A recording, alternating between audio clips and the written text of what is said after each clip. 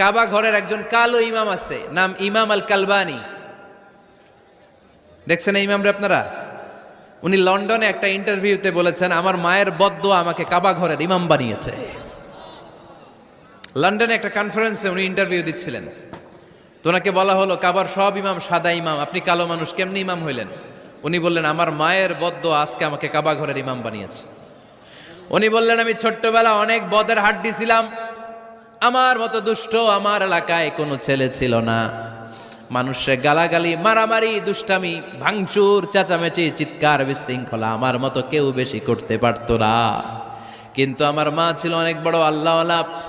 আমার মা জানতেন আল্লাহর কাছে দোয়া করার কত বড় পাওয়ার। আমার মা যখন আমার উপর রেগে যেতেন, আমার মা জানতেন রাগের মাথায় বদদোয়া দিলে বদদোয়া কবুল হয়ে যাবে। এজন্য যখনই আমি বেশি দুষ্টামি শুরু করে দিতাম, আমার মা রেগে আমারে বদদোয়া দিয়ে